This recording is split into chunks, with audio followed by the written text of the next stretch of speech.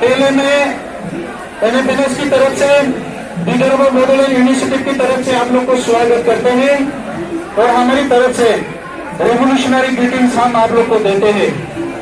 पहले मैं धन्यवाद देना चाहता हूं, बहुत ही कम समय में आज हम लोग यहाँ मिलने का एक मौका मिला और इसको जो इनिशिएटिव लिया है इसके लिए मैं विदर्भ राज्य आजादी और NFNS और हमारे जितने भी संस्था है मैं इन सबको धन्यवाद देता हूं।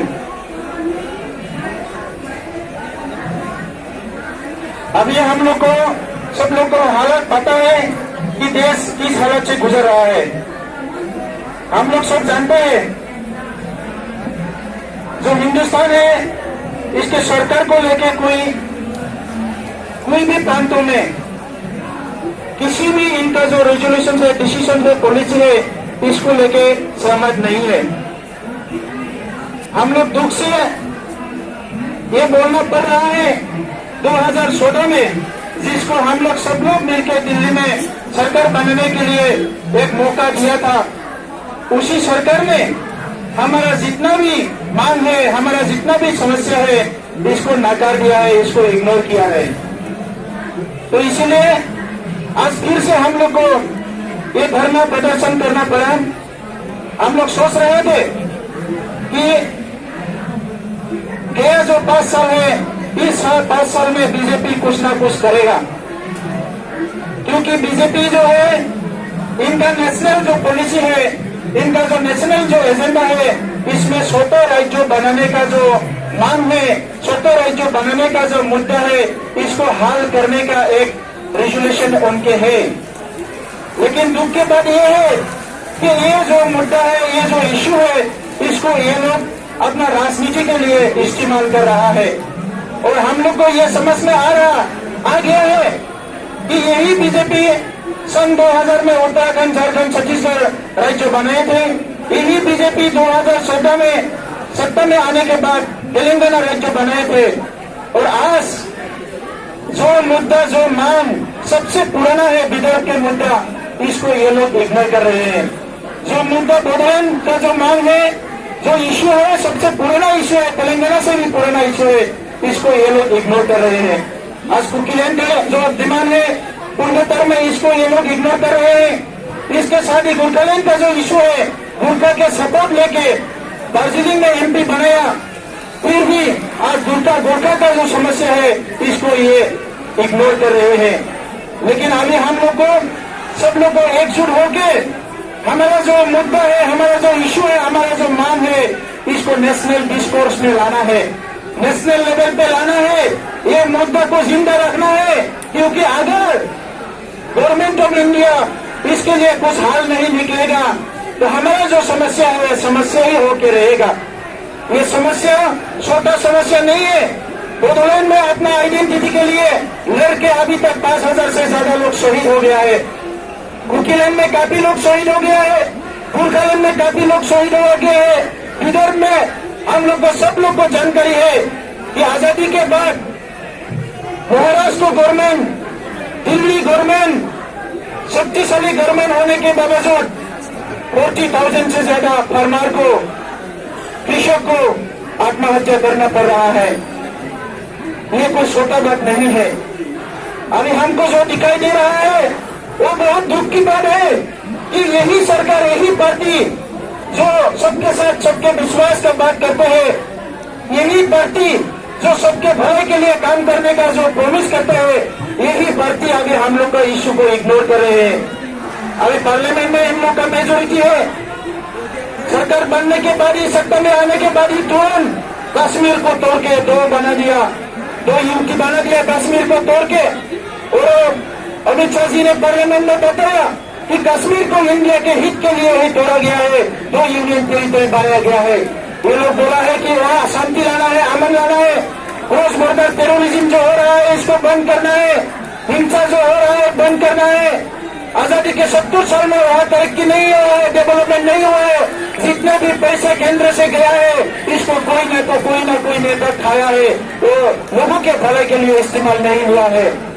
अगर यही बात सही है, विदर्भ में क्या होगा? विदर्भ में भी वही हो रहा है। आजादी के 70 साल में जो पैसा गया है, जो डेवलपमेंट हो रहा था, फार्मर के लिए जो काम करना था, जस्टिस के लिए जो काम करना था, न्याय के लिए जो काम करना था, वो नहीं हुआ है। बोडोलैंड में भी नहीं हुआ है, गोरखालैंड में भी नहीं हुआ है। अगर आप कश्मीर के लिए कर सकते हैं तो बाकी लोगों के लिए क्यों नहीं कर सकते हैं? हमने गलती क्या किया? बीजेपी को क्यों वोट देना गलती था? बीजेपी को 2017 में सत्ता में लाना गलती था। 2019 में बीजेपी को फिर से सत्ता में लाना क्या हम लोग का गलती है? अभी पूछने का, सवाल करने का समय आ गया है। हमें ये जानकारी मिलके बाजू हुई है कि ये जो पार्लियामेंट चल रहा है, इस पार्लियामेंट के चलने से पहले ही, इस टाइम में ही ये लोग जो दादरा और नगर हवेली को एक करके फिर से एक नीति बना दिया है। और इसी पार्लियामेंट के दौरान एक बीजेपी के एमपी आज हमारे यहाँ आने वाले हैं, जो अशोक नीति जी गडचिरोली से, महाराष्ट्र बिदर रीजन से, ये पार्लियामेंट में प्राइवेट मेंबर बिल लाने का इजाजत दिया है।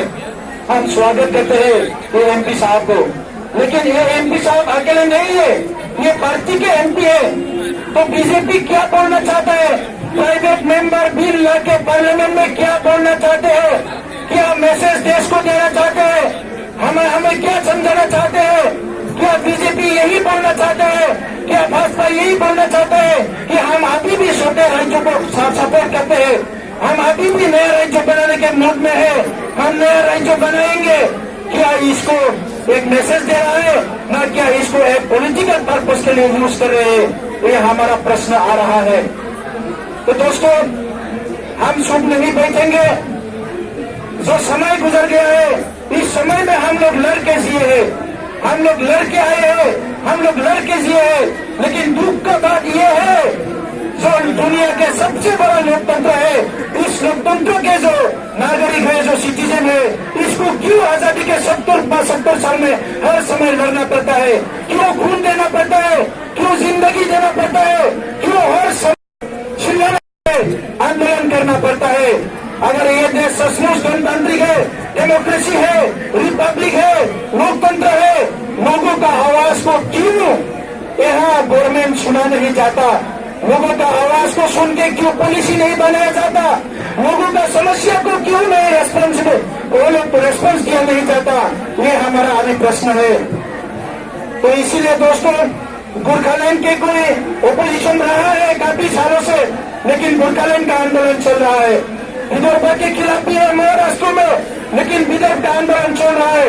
बोडोलैंड के खिलाफ भी आंदोलन कर रहे हैं, अभी यही कर रहा है, बोडोलैंड के खिलाफ भी छिड़ रहा है, लेकिन बोडोलैंड का आंदोलन चल रहा है। मैं आप लोग को यही बोलना चाहता हूँ, जो सच्चाई के साथ है, जो सच्चाई को अपने हथियार बना के काम करते हैं, जो सच्चाई के न्याय के लिए लड़ते हैं, वही जीतते हैं। जो सच्चाई को नकारते हैं, वो कभी जीतते नहीं है। मुद्दा आप कुछ भी ले सकते हैं, जो बोडोलैंड का मुद्दा है, ये आज का मुद्दा नहीं है। हमें हिस्ट्री जस्टिस चाहिए। हम भारत सरकार से यही मांगते हैं, हमारा ऐतिहासिक जो जस्टिस है, हमारा पहले जो राज्य था, हमारा जो जमीन था, हमारे पूर्वजों ने जहाँ रहे थे, संविधान ने जिसको हमारा इलाका बनाया है, रिजर्व बनाया है, ट्राइबल बैलेंस को, हमारा एरिया को लेके हमने बोडोलैंड का मांग किया है। हम किसी और का जमीन नहीं मांगा है। भारत के संविधान सबके लिए है। भारत के संविधान की जो आर्टिकल 2 और 3 के तहत हम लोग अलग राज्य मांगा है। हमने किसी का अधिकार को नहीं छीनने का बात किया है। अभी आप लोग हमारे अधिकार के खिलाफ खड़ा हो रहे हैं, हमारे के अधिकार के खिलाफ, हमारे मांग के खिलाफ आप लोग स्टैंड कर रहे हैं, लेकिन इसका मतलब ये नहीं आप जीतेंगे, क्योंकि भारत के संविधान में स्पष्ट है, आर्टिकल 14 में राइट टू इक्वलिटी देना चाहिए। भाषा के अधिकार लोगों को देना चाहिए, संस्कृति के अधिकार लोगों को देना चाहिए, जमीन के अधिकार लोगों को देना चाहिए, राजनीति के अधिकार लोगों को देना चाहिए। हमारे फंडामेंटल राइट में ये बात स्पष्ट है। यहाँ कोई उस नीच का बात नहीं है, यहाँ कोई हिंदू मुसलमान का बात नहीं है। ये इसीलिए भारत सरकार को हम ये जंतर मंतर से, हमारा धरना से, ये जो विदर्भ बोडोलैंड इनिशिएटिव जो धरना है, मूवमेंट है, इसी के जरिए हम भारत सरकार को यही आह्वान करते हैं, जल्द से जल्द पॉलिसी डिसीजन लिया जाए और बोडोलैंड, विदर्भ, गोरखालैंड, भारत में जितना भी छोटे राज्यों का मांग चल रहा है, ये आप जल्दी से जल्द इसका हाल निकालिए, क्योंकि वहाँ भी आपका इंडिया के सिटीजन ही रहते हैं।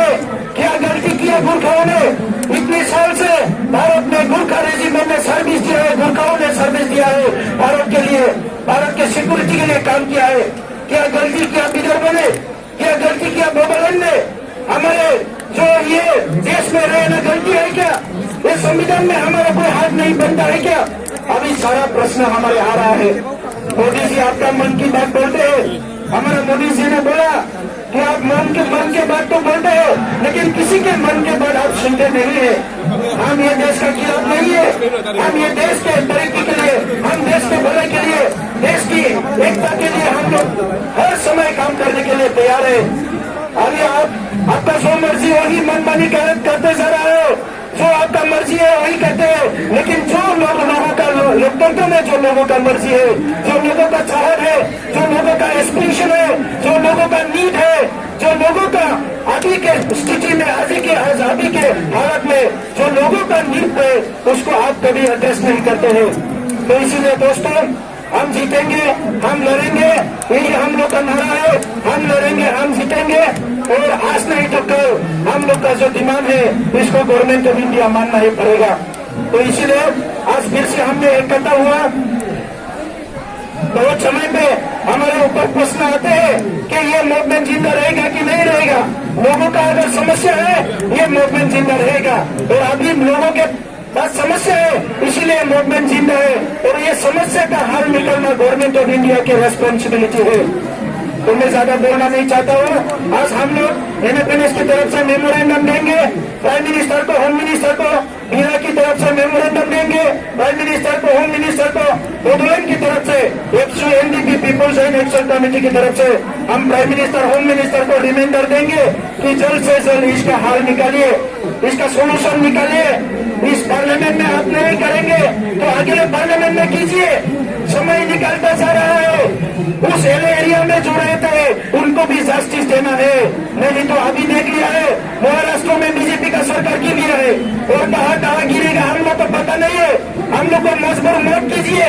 हम लोग चाहते हैं यहाँ कोई अच्छा सरकार हो, अच्छा काम करे, लेकिन हर समय किसी पार्टी का खिलाफ, किसी पॉलिटिकल जो पार्टी है इसके खिलाफ जो पॉलिसी नहीं करता है, उसके खिलाफ हम लोग का काम करने का मजबूर मत कीजिए।